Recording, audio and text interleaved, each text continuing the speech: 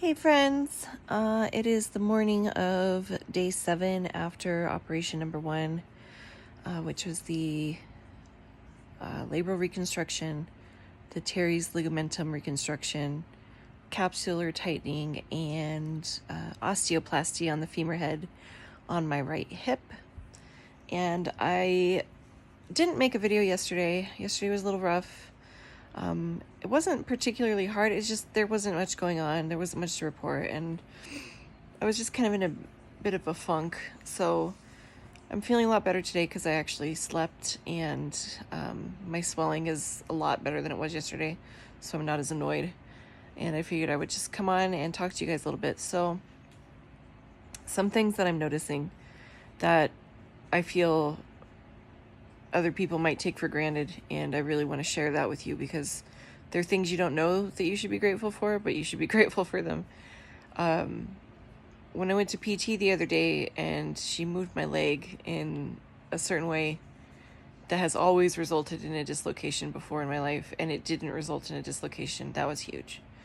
But another huge moment was this morning. I was getting myself all comfy, cozy, and I have to spend 8 to 10 hours in my CPM machine every day. Sorry, no, 6 to 8 hours. I tend to spend 8 to 10, but I only need to spend 6 to 8. But there's no upper limit. And I was getting myself all comfy, cozy in my little machine here this morning, and I felt my butt cheek. Not like the back part of my butt cheek, but the side of my butt cheek. And I realized that I don't feel the bone. And of course, it's a little swollen, so that's part of it. But for the better part of I don't even know how many years, my hip has literally been dislocated. Like, I thought only the really bad dislocations were dislocations, but I realized after watching the video of Dr. White performing my surgery, and after looking back on my life and all of the events leading up there too, my hip was subluxed almost 100% of the time, and completely dislocated about 50% of the time. And I don't know that it was ever actually in socket before, because it's in now that it's been reconstructed in such a way that it's sturdy and stable. And what a difference. Like, I don't even know how to explain the difference that it makes, because I don't think that most people would understand the scale with which I am comparing my life before and my life after. And it's only been a week, but I feel comfortable sitting in a chair on that side. I feel like I can put my foot flat on the ground in front of me and it's not uncomfortable. I can't bear weight yet because I still have to have the the PAO on Monday, which is the big surgery. But I'm just noticing like how much more stable that side of my body is, even without being able to bear weight. So that's kind of a huge, I don't want to say surprise, shift. It's a big shift for me. And then I've been having a lot of my friends reach out.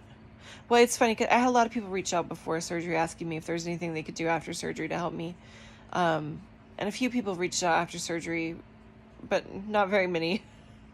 And it's been nice and quiet, which I appreciate. I know I complain a lot when people aren't on board, and then suddenly they're on board when something happens. But one of the people that did reach out, and this is putting a lot of things in perspective for me.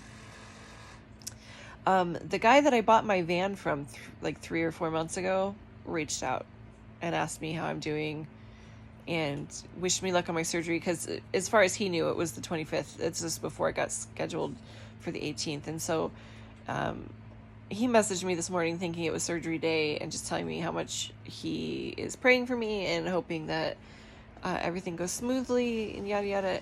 And I mean, this is some random dude. Literally met him on Craigslist to buy his van 3 months ago. And he's messaging, he's taking the time out of his day to message me, wish me luck, and say a prayer for me or whatever, which is really nice.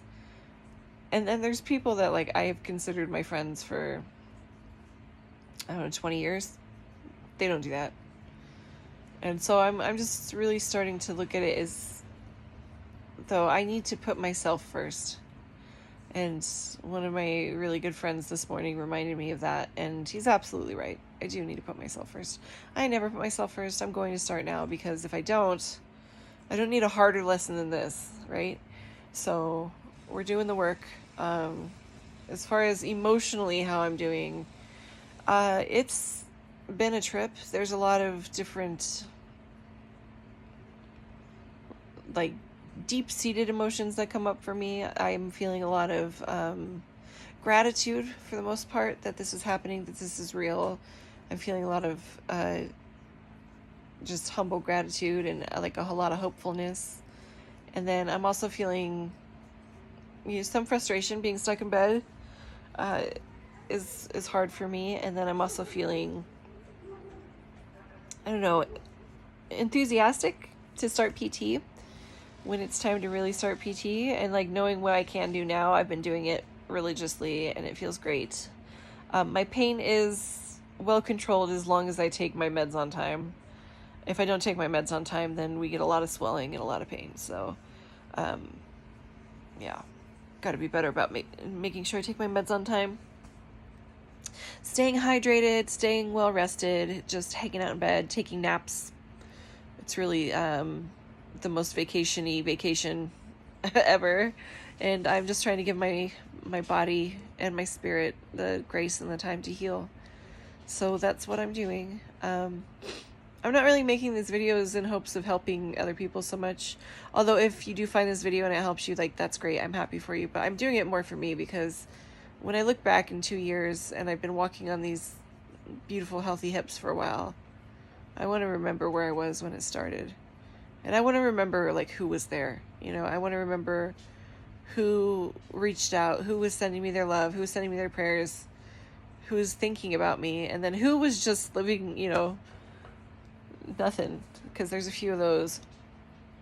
So yeah, I'm just kind of taking it day by day and enjoying being with my children and my husband and my dog, and having an excuse to hang out in bed and watch the squirrels out the window all day. And eating really good food. So yeah, being well taken care of and learning to receive, which has always been a hard lesson for me, but it's starting to make sense now. So I'm going to go take a nap, and I hope that you all have a beautiful day and know that you are all precious, beloved, sacred beings, and I'm so happy that you exist in my little world.